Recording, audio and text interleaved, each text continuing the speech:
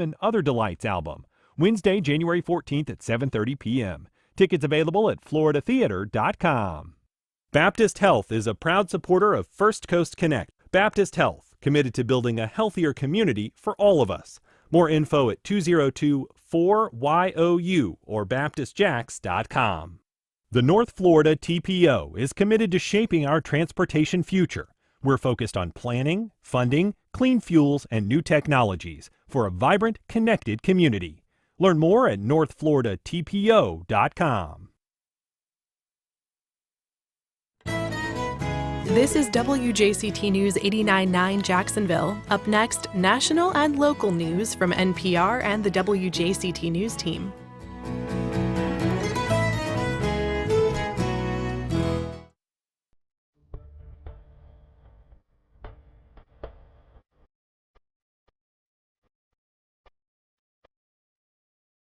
Good morning. I'm Ann Schindler, and on today's First Coast Connect, dirty fuel and a failing grade, we talk about JEA's challenges following the utility's third consecutive F on the annual Sierra Club report card.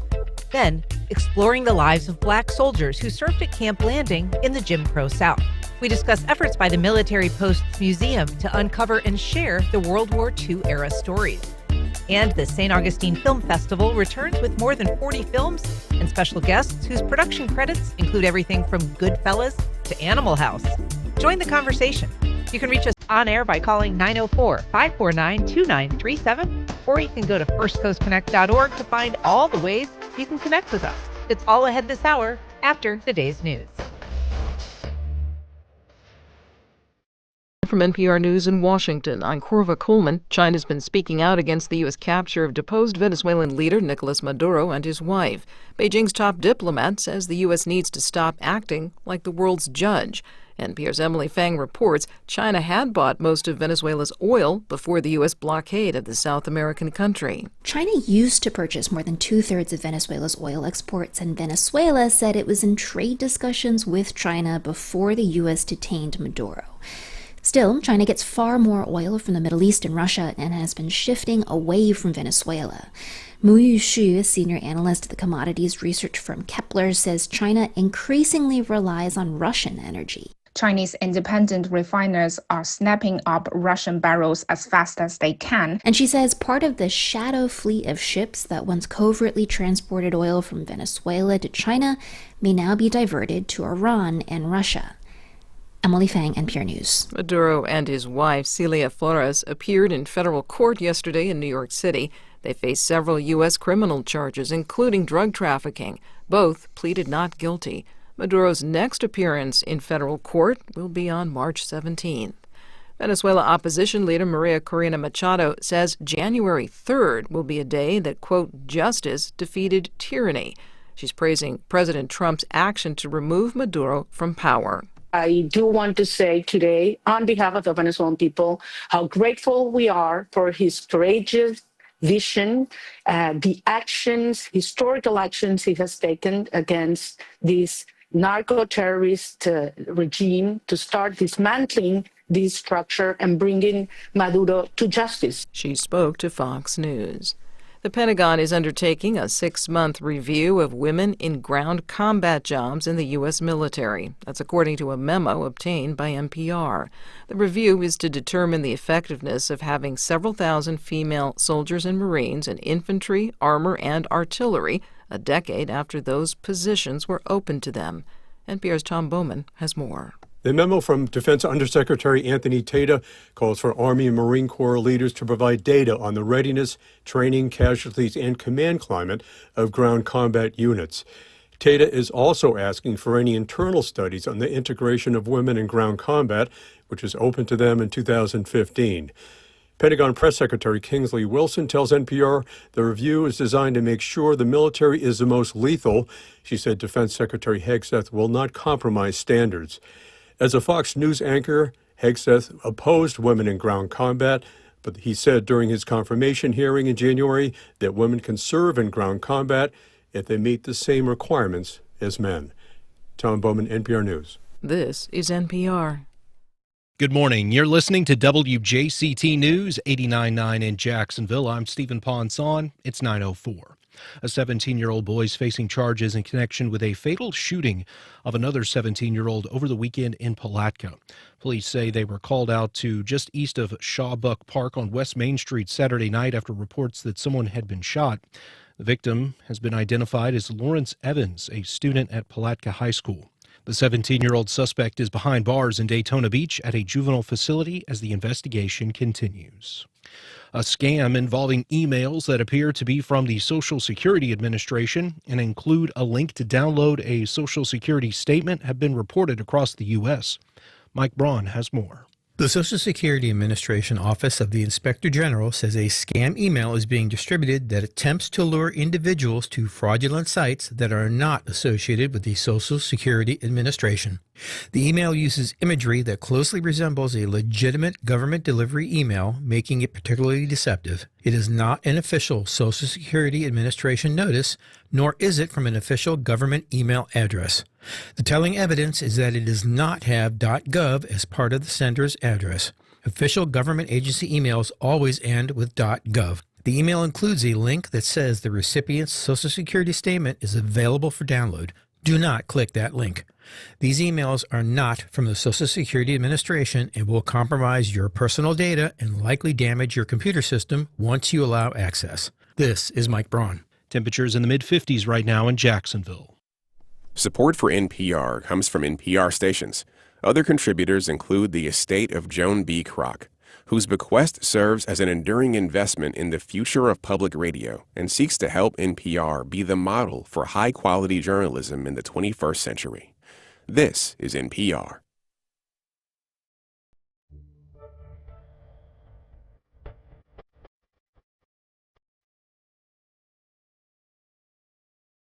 Support for First Coast Connect is provided in part by Baptist Health and North Florida TPO.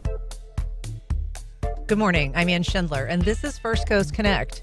Today, a group pushing for cleaner energy delivers Christmas coal to the city-owned utility. Why they believe JEA needs to move more aggressively to eliminate dirty power sources, even as demands for energy grow.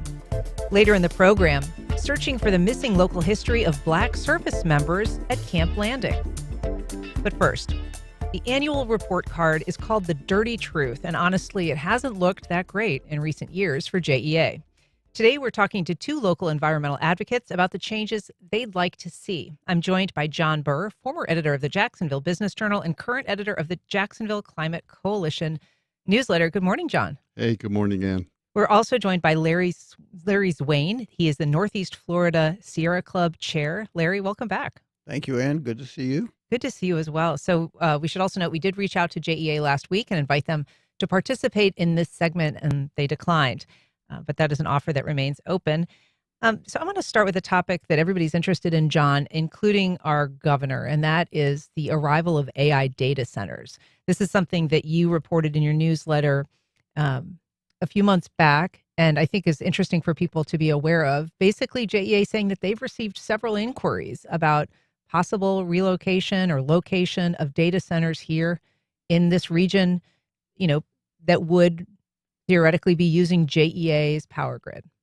Yeah, that's absolutely right. And it's when you think about it, it's not too much of a surprise because these data centers are popping up everywhere. And Jacksonville has a pretty strong, pretty viable technology community here. So there would be, obviously, there'd be a lot of use that could go along with a data center here. But after that initial statement by JEA, we haven't really heard much about who's interested in data centers here or how soon they could pop up. And we should say that when you spoke to the spokesperson for JEA, she said several inquiries about supporting new large data centers in our service territory that they've received several inquiries about that. So, John, just remind us, for people who aren't, following this issue, why are data centers of concern for communities? Well, data centers are the business case here. Is they're the backbone of AI. You need to build out data centers in order to have good AI systems, artificial intelligence. They're concerned because they take up a lot of space. They take up a lot of electric consumption, And, people just aren't used to having these huge industrial centers sited, anywhere near their neighborhoods. And they're resource guzzlers to the extent that they consume a lot of water. Sometimes they produce noise that has been really problematic for communities, but electric is a big one.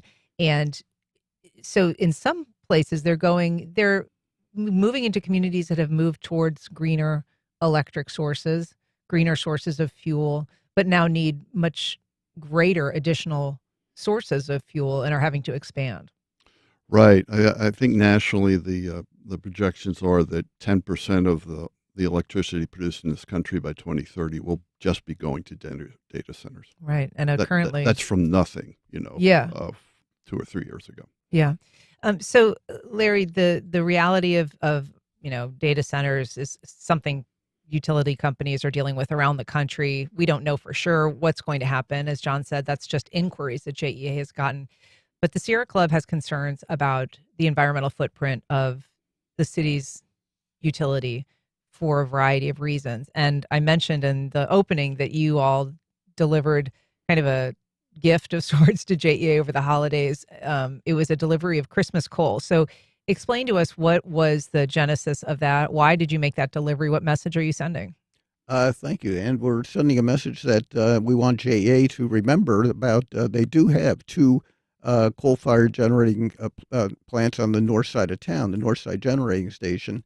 And what coal does is that is air pollution, water pollution, land pollution, because what the toxic gases from coal and coal ash, coal coke to burn, have mercury in them, arsenic, lead, and you can have banks of guards against, but it leaks, and it gets into the St. Johns River, and it's just dangerous.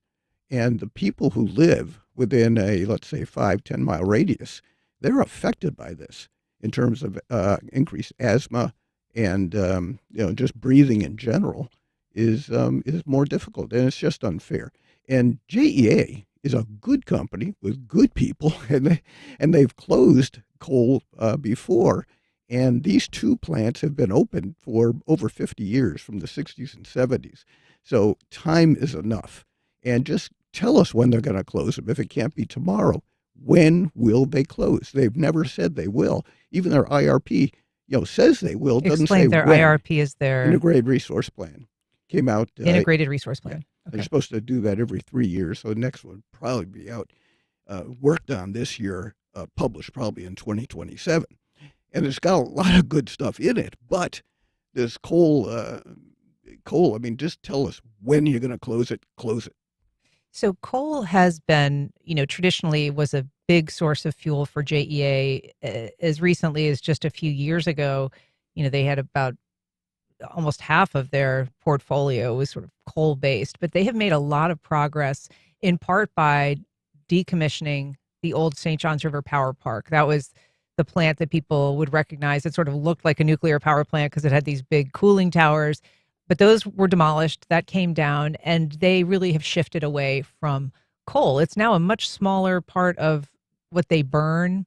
They say they typically burn it when it's, in kind of not a crisis situation, but like a really high usage, extreme temperatures time of year. So, I mean, do they deserve some credit for having made the progress that they've made in terms of reducing the amount of coal that they're burning? Some credit, yes, they do, of course. And like I said, they're good folks. They know what the heck they're doing most of the time at most things, but not in renewables. They've been very cautious or overcautious, and the status quo is missing a huge opportunity to improve.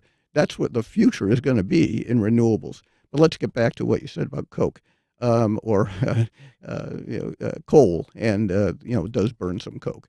But is that they are better, but there's still two there on the north side that are open and need to close. Right. And we're saying, granted, they've done a lot toward getting rid of coal, but they need to close the deal. There's no reason for them to still have a coal plant. It's antiquated technology. The reason they closed the coal plant is because economically it made no sense, the large one that you spoke of earlier. And they still don't make sense economically. They need to close the deal and just get rid of it. And this is just a couple of units that even burn coal anymore. Is that right? At Northside Generating Station, it's just a limited amount. But it's just too much. Just too much. And according to their own budget reports in 25 and 26, they plan to invest between $25 and $29 million in capital expenditures strictly attached to the coal burning capabilities of Northside. And that's our money. That's because they're 50-year-old plants and they're falling apart. I mean, really. Yeah. It just got Maintenance is difficult. It's huge. It's a huge deal. If you're just joining us, we're talking to John Burr and Larry Zwain about the recent failing grade given to JEA by the Sierra Club. You can join the conversation on air by calling 904-549-2937 or go to firstcoastconnect.org and you can find all of the ways that you can connect with us there. We've got a call from Bruce on the west side. Good morning, Bruce. Go ahead. Good morning. I like your show, and I'm really calling, I've heard on an earlier show and today, the modern data centers of today's design use very little water. They use a technology called closed-loop cooling, and after the first fresh take, it uses very little water, and I just wanted to kind of help correct that narrative. That's good information, Bruce. Is that for new facilities coming online or old facilities, existing facilities that are being retrofitted? No, new data centers. It's very, very inefficient to try to retrofit a existing data center. Just they weren't designed for that. New data centers have what they call liquid to the chip cooling and immersion cooling in it, and actually the cooling element is not water. And I just, and they've made great strides in being very efficient water users. And I just wanted to help correct that.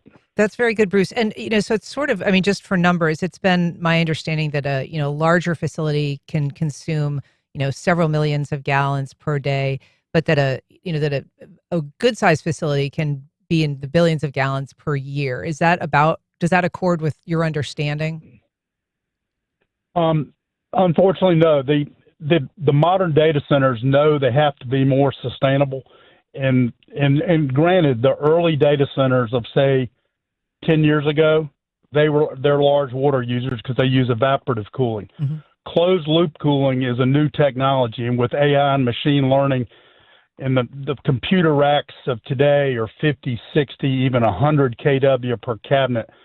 The data centers in Jacksonville, the majority of them are legacy built, and they support maybe 10 to 15 to 20 kW per cabinet. And once you get up 50 kW per cabinet and higher, water can no longer be efficient. You have to go to a closed loop cooling, and that's what all the new modern data centers are now using. Bruce, thanks. It sounds like you've got some expertise in the field. Yes, I head up data center solutions for CBRE in the state of Florida, and I'm based here in Jacksonville. Very good. Well, thanks so much for calling in, Bruce. I appreciate your input. John, your thoughts about that? We were talking a lot about the electrical use element. Does that give you some comfort to know that perhaps the future of data centers are less intensive when it comes to water use, at least? Sure. The less water they use, the better, obviously. Our concern is their electricity use and the effect that's going to have on rates and the availability of electricity. Yeah. So one of the things that you have been looking at, in addition to coal, Larry, is the use of just fossil fuels in general, trying to urge JEA to move to renewables, to solar, to other kinds of energy sources. But they have recently committed to building what may be the largest city infrastructure project, cost-wise, this new natural gas plant that's going to be, I guess, at the site of the old St. Johns River Power Park. Is that right? Yes. It's a combined cycle gas, natural gas, and it is what they have said they want to do. And I'm quoting from their own website in last year. They said, building on our long history of supporting solar power, JEA is embarking on a major solar expansion. And that's for several good reasons. They've got logic. The decreasing costs of solar technology has been happening faster and faster. the costs of solar photovoltaic technology have been declining significantly over the last 10 years due to advances in technology and economies of scale, increased market competition, made it solar energy one of the cheapest sources of electricity. And guess what? The fuel doesn't cost anything. It's the sun. I mean, so they're saying that that's their commitment. What is your objection to that? That they're not doing anything about it. They have bought the land for the to put the solar panels and create a solar power, but they haven't done anything about it. They've been sitting on it and saying, but not doing. So it's my understanding, correct me if I'm wrong, that there's basically 3 solar fields that are expected to come online by the end of 2026. Those are kind of in progress. Is that happening? We haven't seen it. Haven't seen it. Okay. I mean, there was a larger project that was supposed to be taking place, and there was, I know that there was a project that fell through that was going to be a sizable. That got shelved last year. Uh-huh. There were difficulties with the financing, I believe. Okay. We've got a call from JD in San Marco. Good morning, JD. Go ahead. Good morning. Little background on me. I was the co-founder of a little company called First Solar. You may have heard of it. Anyway, sure have. 4 years ago, I'm the one that gave JEA the idea of taking all of those empty land with all those landfills sitting directly behind the St. Johns River plant and using waste to energy 4.0, which is solar, wind, plasma gasification, and thermals from the methane gas.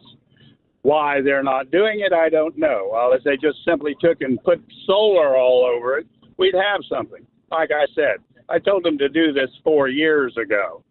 Like I said, I've got a little background behind this. I know a little thing or two about it. But yet, they didn't do anything and have not done anything. Now, here's another fun fact. The airport, you remember the fire? Go look back at the pictures of my solar panels I put up there in 1995. God, I wish Dickerson was still in charge of JEA. He was the most forward-thinking man that ever ran JEA in the history of JEA. We put all the little solar banks on all the schools, the one at JEA. JEA right here and in Denver Mile High Airport in 1995 were the first 2 airports to go solar. It was my solar panels. Back then it was called Solar Cells, Inc., before we went public and changed the name to First Solar. But like I said, it doesn't matter what you say or do to the JEA people now. They have a wonderful, wonderful way of talking about what they're going to do, but then they don't ever do it. Thanks, JD. Appreciate it. Thanks for your historical input there. So, Larry, what is your thought about, I mean, what can you tell us about the progress that they have made? There was a time when a very, very small portion of what JEA was producing was solar powered. Has the number moved? Not really. They have said that it has doubled, and it's gone all the way from 0.1% to 0.2%. So that's double. But no, they haven't really done anything. You know, they committed 3 years ago to having 35% renewable energy by 2030. And was that part of their integrated? Yes. Integrated resource plan. They have Okay. to do that every 3 years. And so they said they're going to be at 35%. Renewable energy by 2030. That's 4 years from now. Time flies. Where are they now? Show me the plans. Where are they now in terms of their energy, their renewable energy proportion? Well, if you include the nuclear power they're getting from Plant Vogtle in Georgia, I believe they're about 12 to 15%. Okay. And you know, they're still, 22% short of where they said they were going to be, and they got 4 years to do it. And you tell me where the plants are. I don't see any plans forthcoming. All I hear about is gas plants.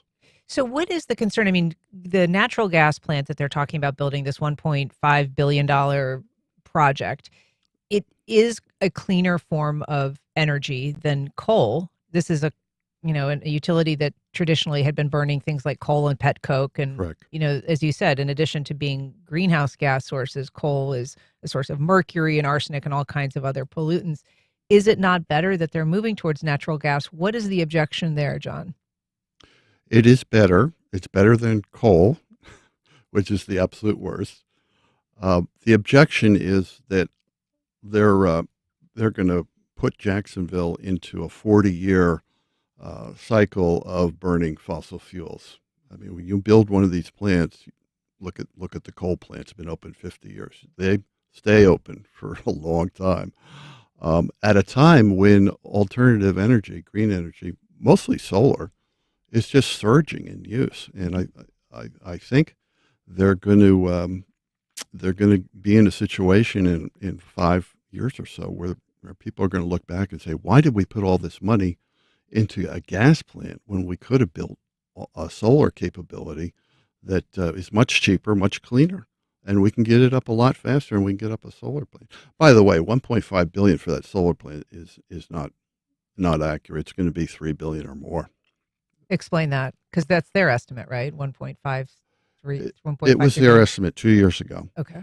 A lot of it has to do with the cost of the gas turbines that you have to have installed to run one of these plants. Getting back to the data centers are so popular around the country now that everybody's ordering these gas turbines to build gas plants. So the cost of that equipment has gone up through the roof. There's other reasons also, but I think that's the big part of it. Larry, is there anything else? Well, the cost is one, yes, and also the time it takes to get. It is way more than a couple of years. It's more like at least 3 to 7 years to get those gas turbines that they want. So it's sort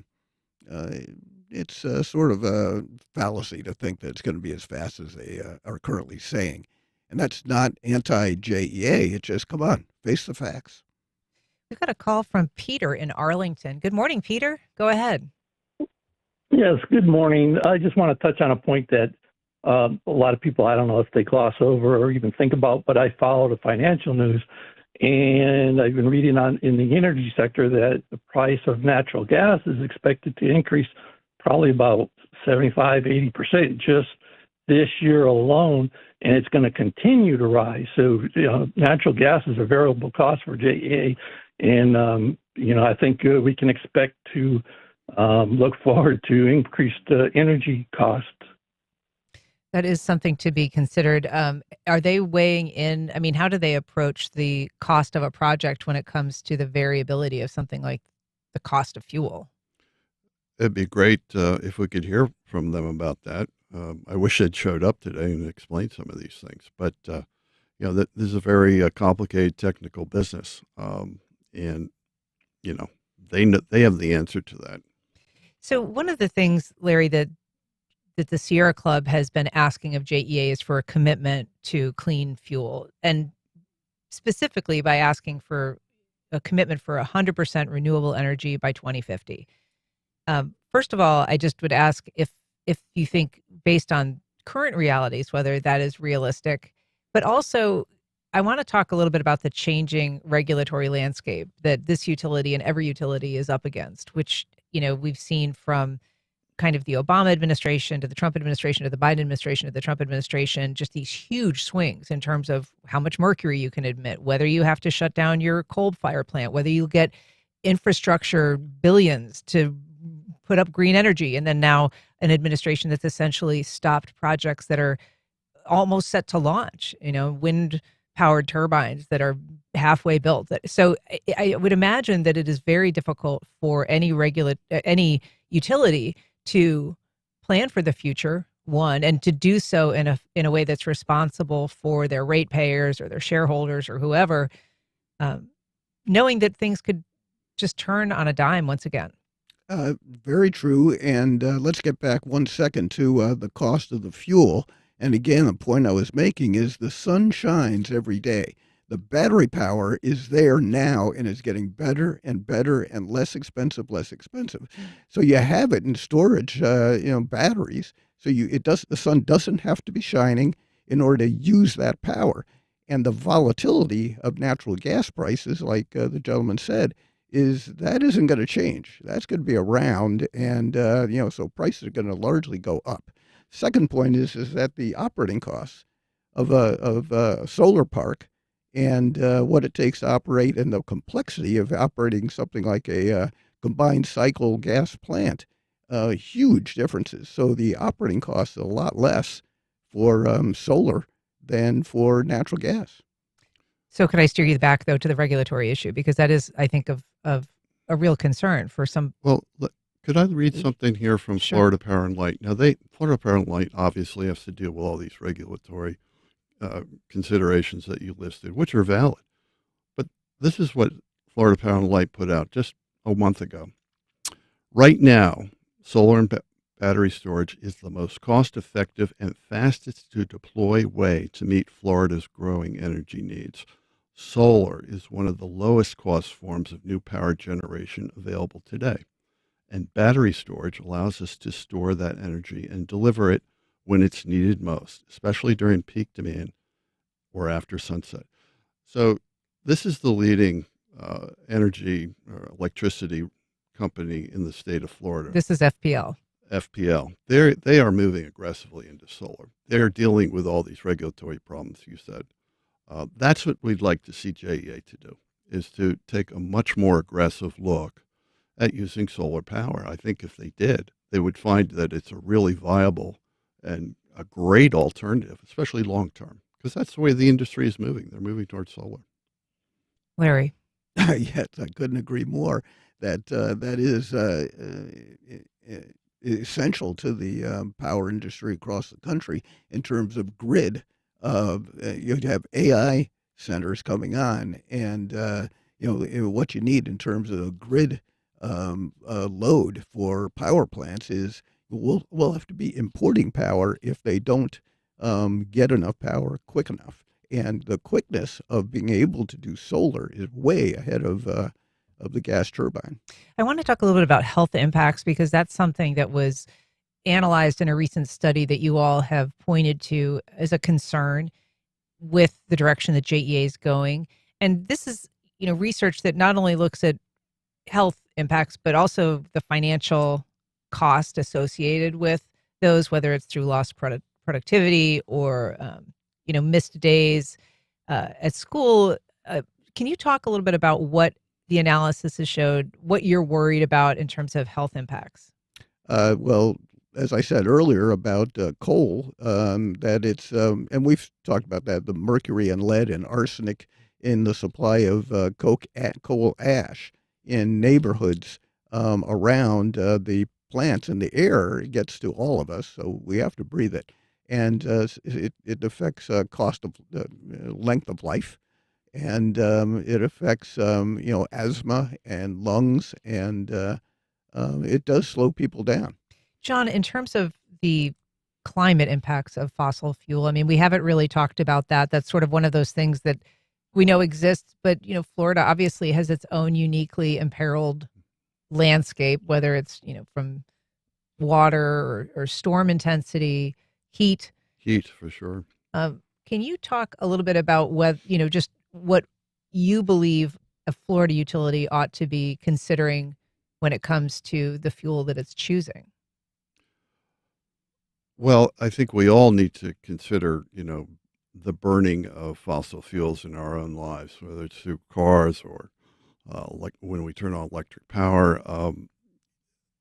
But, really, to be honest with you, this debate is going to turn on economics, in the sense that what's going to power alternative fuels in this country in the next 10 or 20 years is that they're going to be a lot cheaper and a lot cleaner than burning fossil fuels.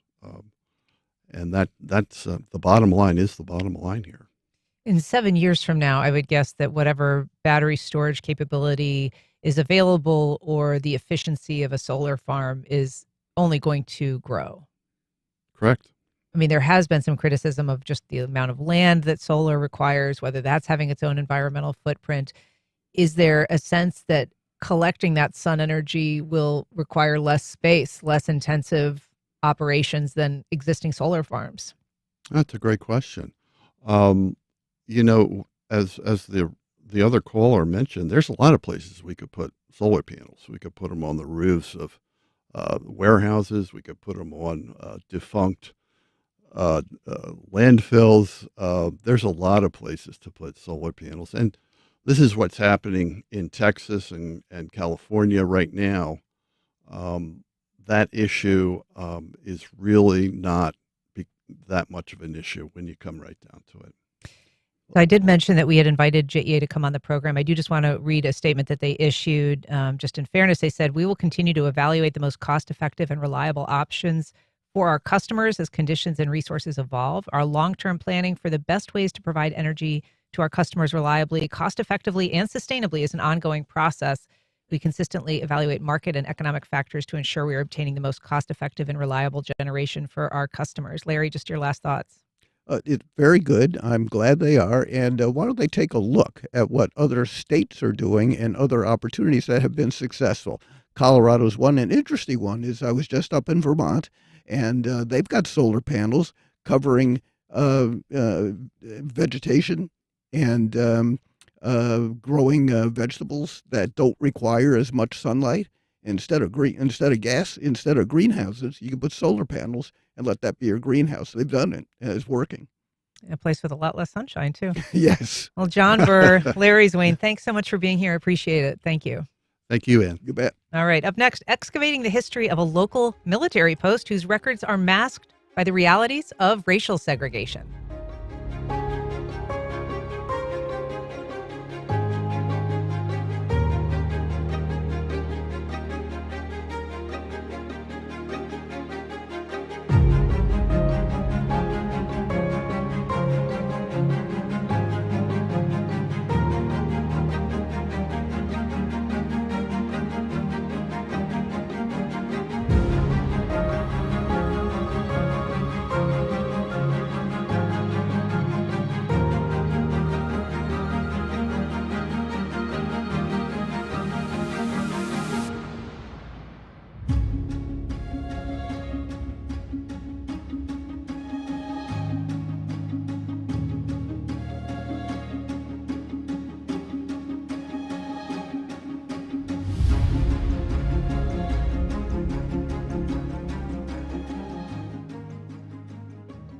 Welcome back. Well, the lives of the African-American soldiers who served at the Clay County military installation of Camp Blanding are the focus of a new outreach effort by the post's historians. Here to tell us about it is George Cressman Jr., staff historian for the Camp Blanding Museum. George, good morning. Thank you for being here today. Thank you so much for having us. Thank you. So you are trying to uncover some history from the World War II era. But first of all, for people who are maybe not familiar with Camp Blanding's role in that war, in that effort, remind us a little bit about the history of the post, what purpose it served, who went through there, who was detained there. Tell us a little bit about the history. Okay, so Camp Blanding came into being in the summer of 1939 as the primary training site for the Florida National Guard. And then in the summer of 1940, the post was taken by the War Department as part of the new mobilization camps. And it was set up to train infantry soldiers. And during the war, we trained over 850,000 men at Camp Blanding. So in addition to the training that happened there, we had 2 prisoner of war compounds, and the post administered 21 subposts all over the state of Florida with German prisoners of war in it. So a huge amount of people coming through that facility.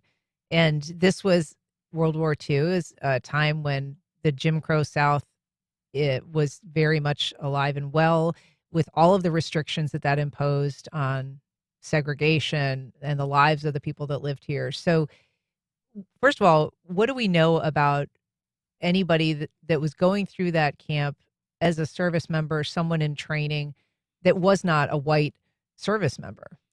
Okay, so I think it's important to put in perspective, until 1948, all the U.S.'s armed forces were strictly segregated. So during the training period, the infantry soldiers that were trained were primarily white, almost universally white. So we had two types of African Americans that came through Camp Blanding. The first was in units, and we've identified 17 units that trained at Camp Blanding during the war. And then there was that were African American? That were African American, Okay. yes. White units, there were over 160 white units that came through the post. The other group of African Americans that were at Camp Landing were in the service segments. So they were called Station Complement. There was a quartermaster detachment, and there was a service detachment. So the quartermaster unit detachment was responsible for providing supplies, goods, supporting the training effort. And the service detachment was responsible for keeping the post running. Now, the challenge with this is that the segregation that was going on in all of the armed forces, the African American units, African American soldiers, had a separate quarters section. They had a separate service club, a separate movie theater. They were completely segregated from the post. There was a lake on post that the white soldiers used. There was a lake on post that the African American soldiers used. So the challenge we have is that for the units, we can identify to some extent in the National Archives, we can identify some of the characteristics of those units and some of their history. But for the service and quartermaster detachments, there is nothing in the National Guards, in the National Archives. And what we'd really like to know more about is what's going on in the lives of these soldiers, both on the units that were trained and on the in the service and quartermaster detachments. And that is the focus of your current outreach and your appeal to people to try to generate some interest, some awareness, and hopefully some stories, photographs, and documents of those service members. But I do want to ask you to tell us a little bit about the units that we do know something about. There is a archival history. There are some amazing photographs, and there are a couple of units in particular that have a really great story to tell, including one that served in Alaska. Can you tell us a little bit about what that unit was, who they were, and what they did? So that was an African American engineer service company. They were responsible for building a portion of the Alcan Highway. And it's a really interesting story. Initially, they went up there. There were white units, engineer units that were working in the area. They were issued all of the power equipment. The African American unit initially was not issued power equipment. They were issued shovels and picks and axes, saws, and those sorts of things. And they were actually building more highway by hand than the white units that had power equipment. And so after a while, it became obvious we need to give these folks more power equipment to increase their efficiency. And I just want to pause you because when you say the Alcan Highway, that is an abbreviation for a highway that connected part of Canada to Alaska. So the Alaska-Canadian Highway, there was a concern early on that the Japanese would take Alaska and cut off access to the lower 48. So this highway was built specifically to provide access to Alaska should the Japanese try to take Alaska. And so we have some photos of that for people who are watching our live stream and they can see, but describe for us what kind of conditions people are working in, especially if they're working with hand tools and hatchets as opposed to power tools, but just the terrain, the temperature, what were they working around? So the terrain is hilly. It's a lot of clay. There's a significant amount of stone that has to be moved. Forests are very heavy. The timber has to be cut and removed. Then, of course, you have the weather, and throughout the history of the Alcan Highway, keeping it open during the winter months is a huge problem. This was one unit that was connected to Camp Landing and the officers, and the soldiers that trained there. But there was another unit that was in Southeast Asia doing similar work, also pretty difficult conditions. Tell us a little bit about that effort. So this is a unit that worked on what was called the Lido Road. And the Lido Road runs through Burma. And it was an attempt it was used to keep supplies moving into areas of India that had been captured by the Japanese. And so, again, this is a rough, more jungle-like environment that they're working through, a lot of ravines that required bridges to cross, a lot of dams that had to be built in order to avoid the roads being washed out. And some of the images that we're showing are just extraordinary because it shows these elaborate switchbacks that are trying to avoid erosion. So you have a road that might be just a quarter of a mile long, but it probably is 2 miles long in terms of its actual length. Yeah. Sure. And so it's amazing stories that, come from Camp Blanding and that you all are collecting. What do we know without, as you're looking for additional information for these people who worked as in a service capacity, what do we know about the work that they did, who they were, where they came from? So we have a limited number of names that we have been able to identify. And as I dig through the background on these men, they're coming from across the U.S. So there's the usual mix that you might expect to find in a military unit. We've got folks from Ohio, some from New York, Alabama, Georgia, South Carolina, the more southern states, and even a few that come from the far west. So there's a broad mix. Generally, these people are the soldiers that we've identified are coming from lower levels of educational background, and so there's an issue with being able to read and write and those kinds of things. So generally, these soldiers were doing manual labor kinds of things, building facilities at the post. On the quartermaster side, there was a huge set of warehouses that were serviced by rail cars, and so unloading rail cars and dispersing goods across the post. Food supplies, food was distributed daily to the various mess halls. Many of these African-American soldiers worked in that food distribution. And what is it that you think that knowing more about their story, learning more about their story or getting photographs or contacting family members, what do you think that will help flesh out in terms of the information that you have at the museum?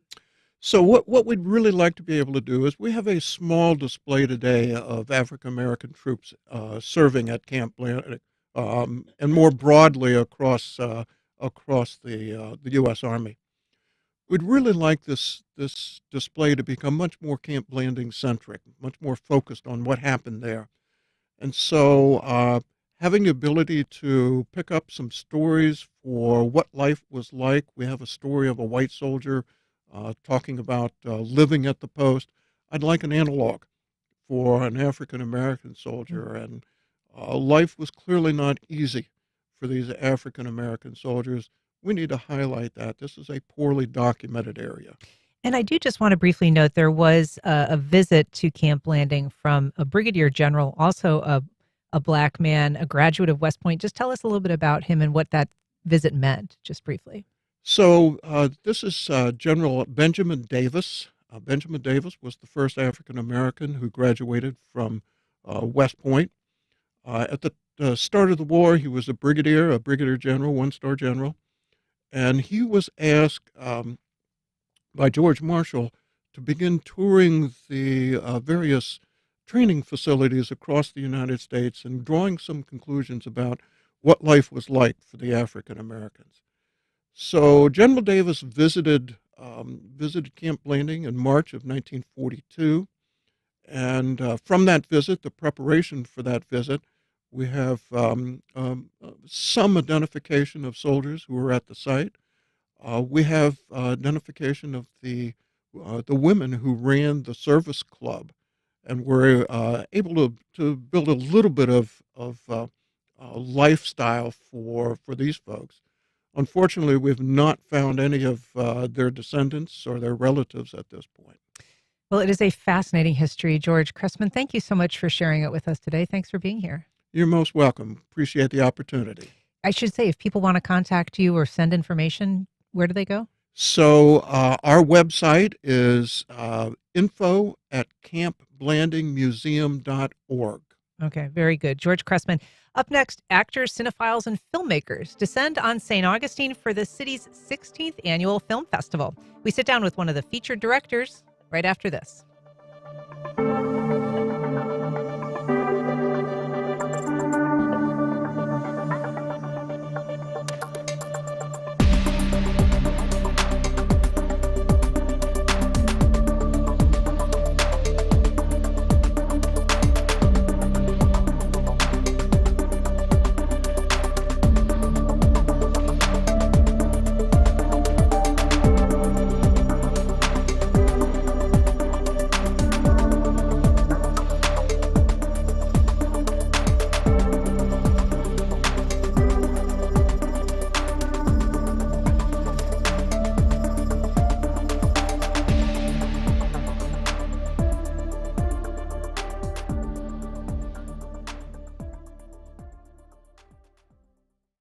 Terrell Hogan Law.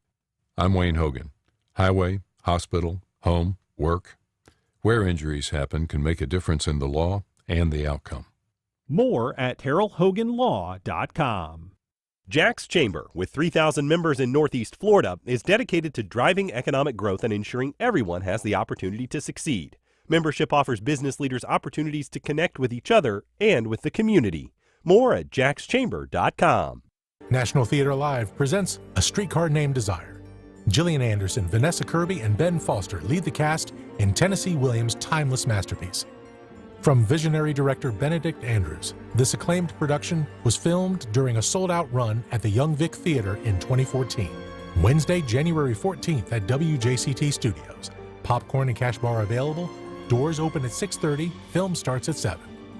Go to wjct.org/film for tickets.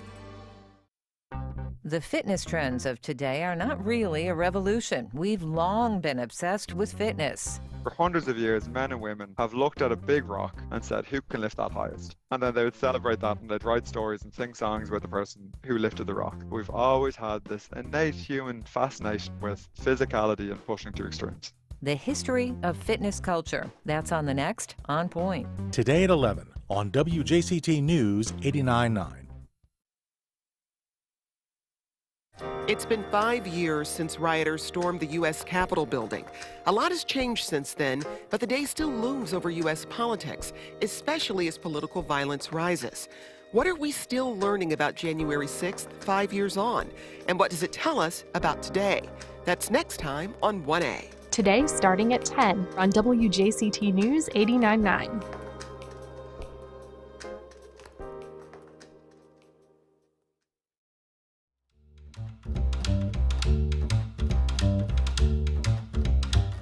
Welcome back.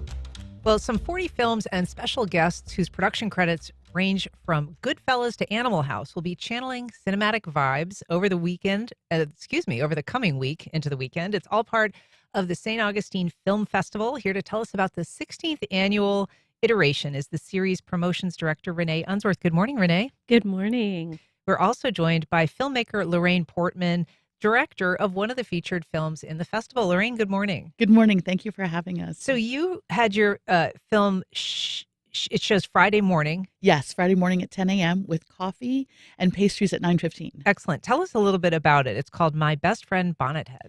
My Best Friend Bonnethead is about two women on a road trip. It's a comedy about not aging gracefully.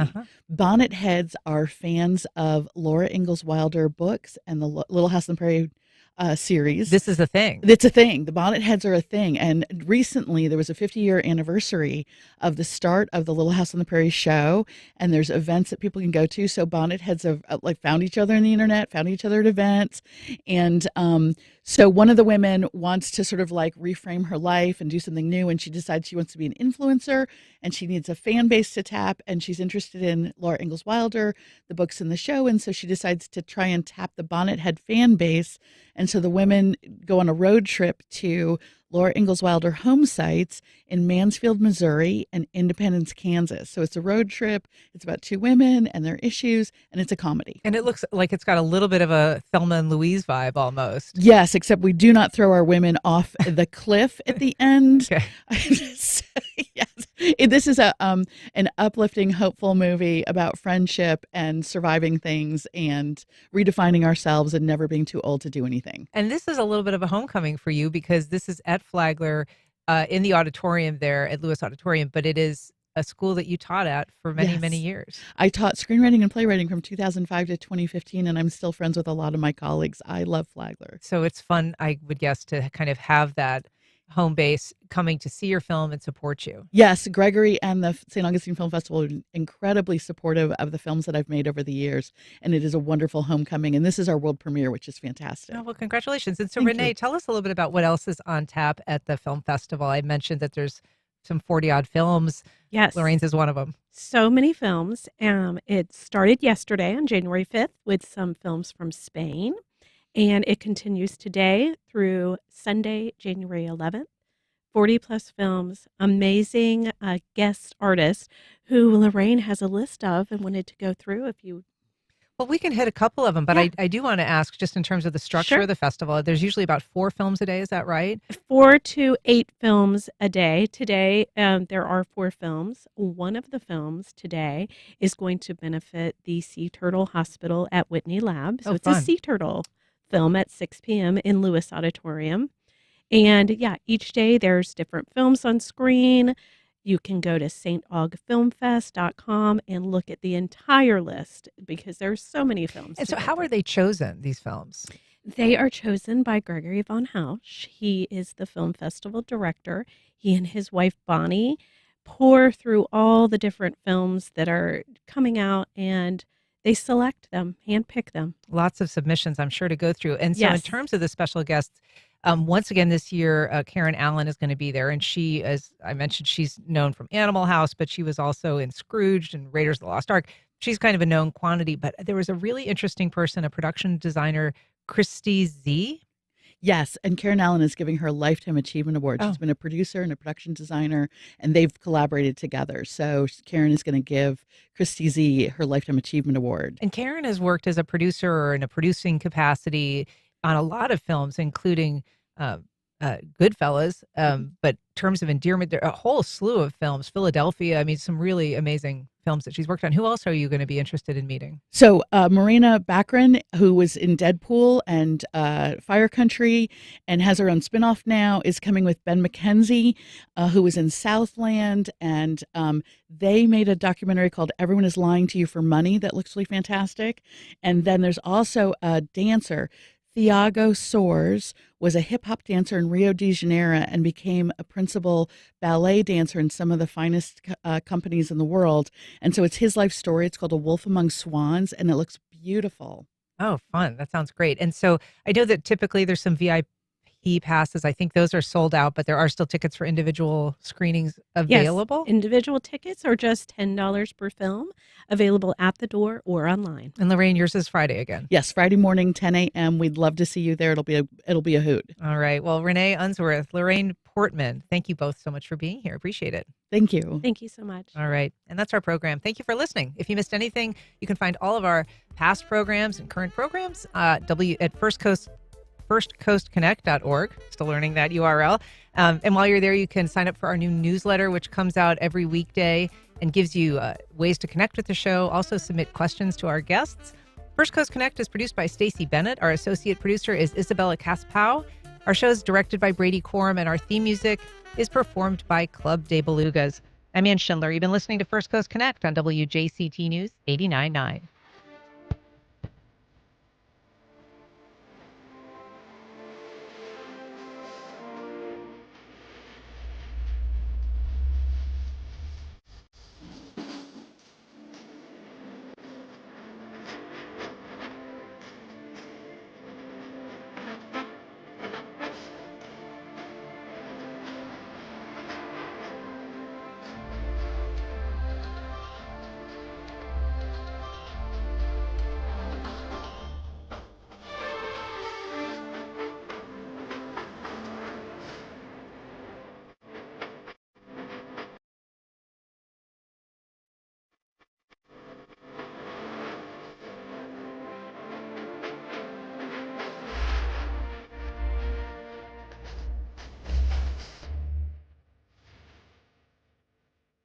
support for First Coast Connect is provided by Baptist Health and the North Florida TPO. Baptist Health is a proud supporter of First Coast Connect. Baptist Health, committed to building a healthier community for all of us. More info at 202-4YOU or baptistjacks.com. The North Florida TPO is dedicated to transportation planning, funding, clean fuels, and new technologies for a vibrant, resilient, and connected region. More information available at northfloridatpo.com. ServPro, independently owned and operated. Whether it's water, mold, or fire damage, they'll help you restore your home or business. ServPro is available 24/7. ServPro, helping to make it like it never even happened. This is WJCT News 89.9 Jacksonville. Up next, national and local news from NPR